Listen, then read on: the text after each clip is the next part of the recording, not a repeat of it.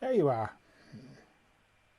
Can you bear with me one moment while I just check that it's all good on the multi-streaming side of things. I'm on YouTube, Facebook, and Instagram all at the same time. It's incredibly complicated for a little brain like me. Now, Facebook's not working. I know you wanted to know that. Just hang on one sec. Meditation's coming. This is just the waiting room, I suppose. Everything's Zoom related now. Okay, Facebook's starting to come through. Nearly there. Hi, Macarena. Okay, good. It's all good. I think I'm mostly in the right place. I'm looking surprisingly sharp on Instagram.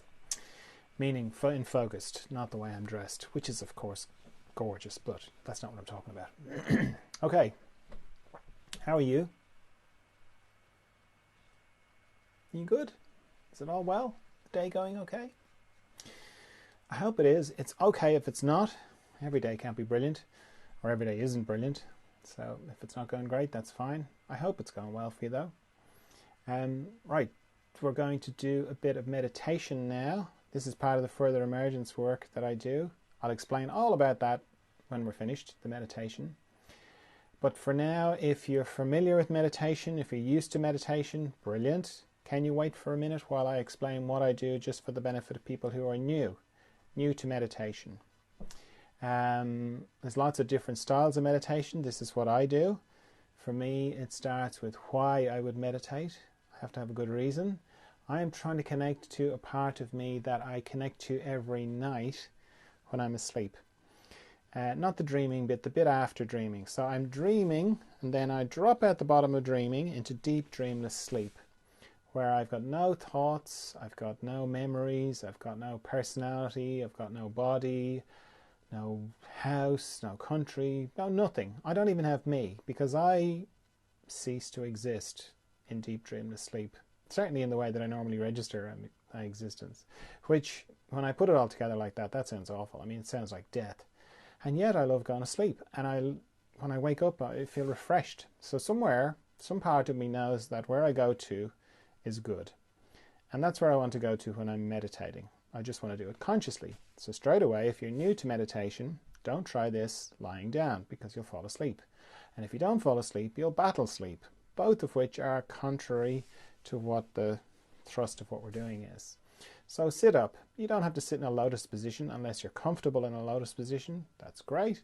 I'm just sitting on a chair. If you're going to sit in a chair that's not a big comfortable armchair that you will fall asleep in, or just back to that. So as I say, in this place there's no thoughts. So it's like as if my mind can't get there to this place that I want to go to. It has to kind of wait outside the door, so I have to figure out a way to sort of part the curtains of my mind to get into this place. So I make an arrangement with my mind where I say, could you just not think for the next 15 minutes because we want to meditate?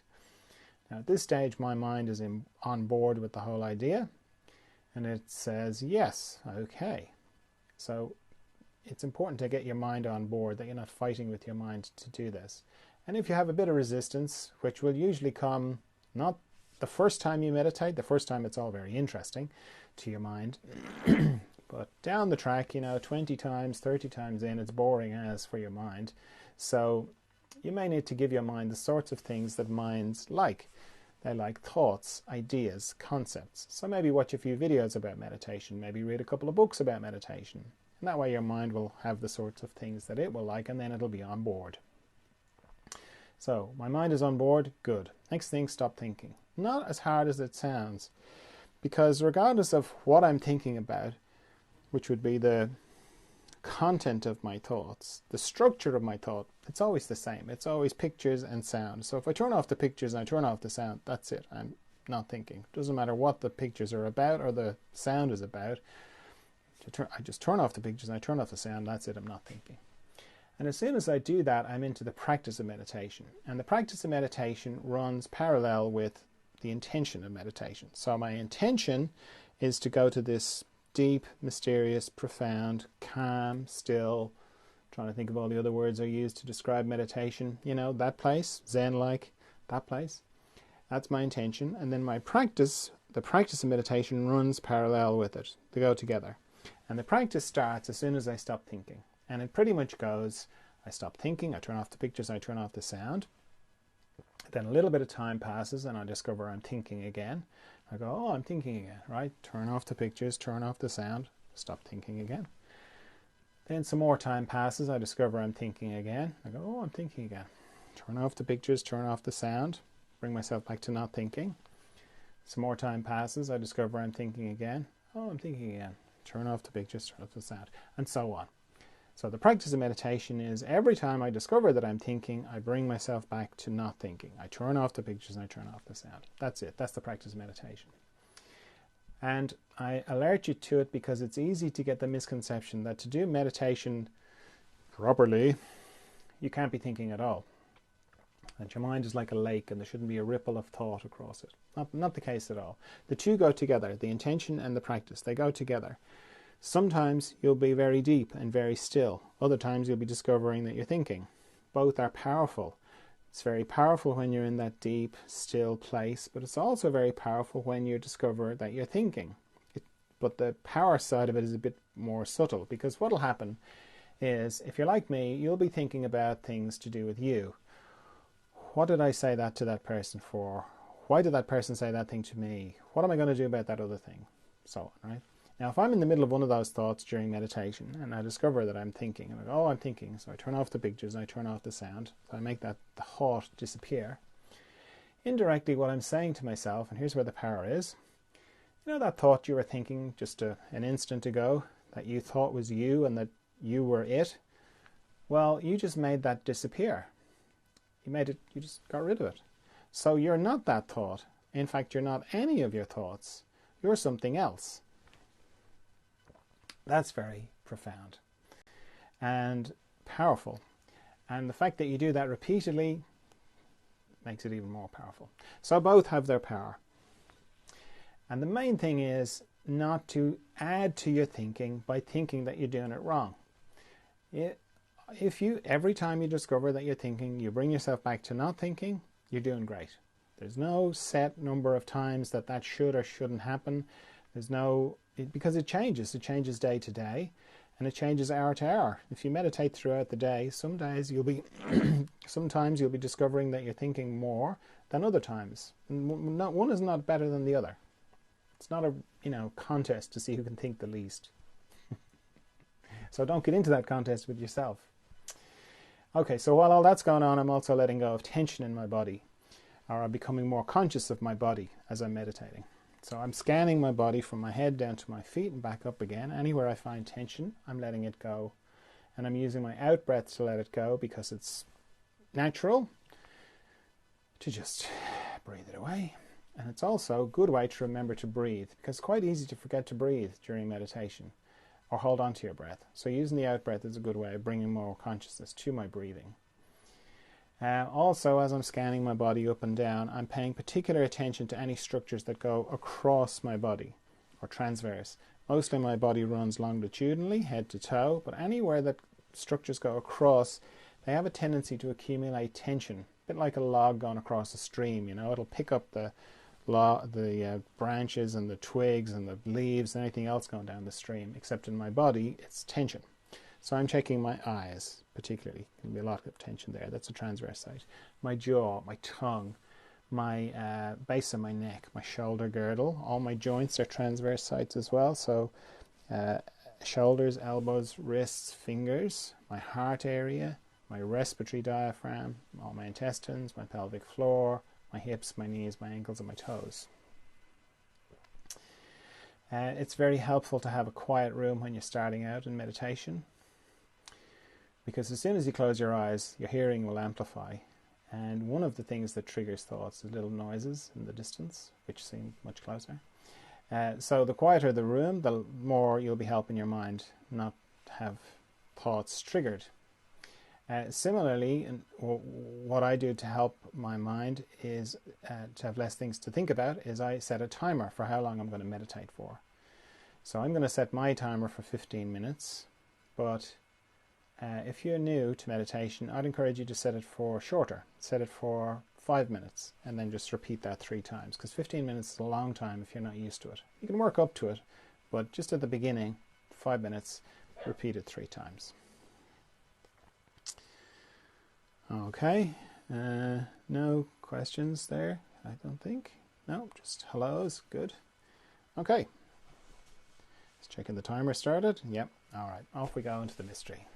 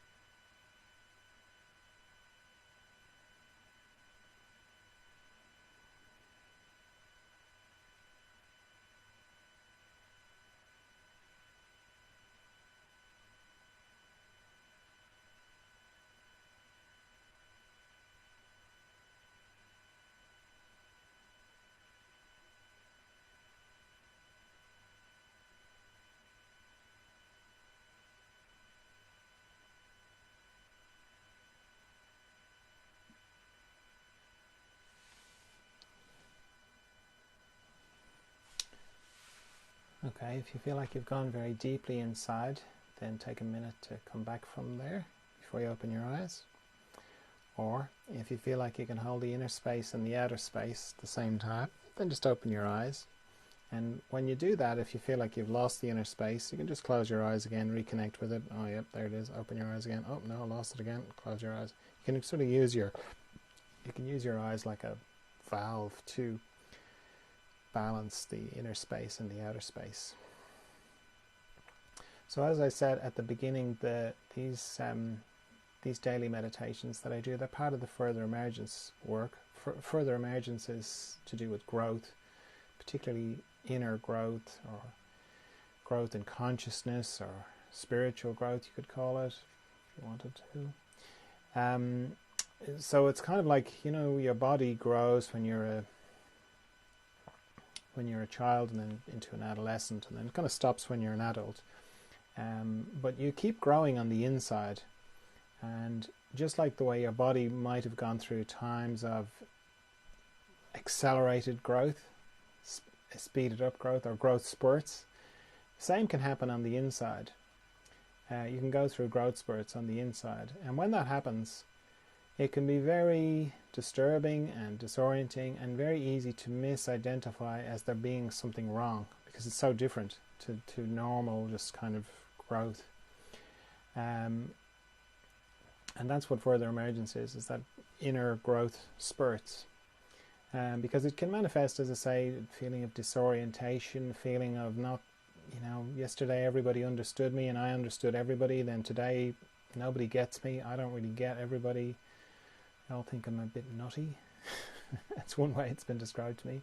It can feel like things are speeding up on the inside, or it can feel like you're stuck on the inside. You can sort of feel a pressure, and that's another way it can manifest. You can have physical symptoms. They can arise as a result of it. You can have a feeling of waking up one day and everything's different, and you don't fit in your life, and your life doesn't fit you, and all sorts of other kind of ways that it can manifest as well. So these daily meditations are just to help with that, because the more familiar you are with your inner space, the more easier it is to navigate these changes on the inside. There's a Zoom group every week as well, on Friday, so tomorrow. And that's, again, it's a chance for people to ask questions, to share a little bit, to meditate a bit deeper, and to sort of see, oh yeah, I'm not on my own. I can see other people, I can hear, I can resonate with what the other people are saying about what they're going through. And then I work with people one-to-one. So today, for an example, is a day I work with people. And that's a combination of in front of the scenes and behind the scenes work. So in front of the scenes is kind of talking, questions, answers, that kind of thing. And then I do distance kind of behind the scenes work as well to help. So yeah, that's further emergence. If that sort of resonates with you and rings a bell, or, you know, changes, you know, you in some way, you can follow along on the different channels, Facebook, Instagram, YouTube. Search for Further Emergence, you'll find them. Or you can go to the website, furtheremergence.com, read more about it. Okay, so thanks for meditating with me, and I'll see you tomorrow for some more meditation. Bye.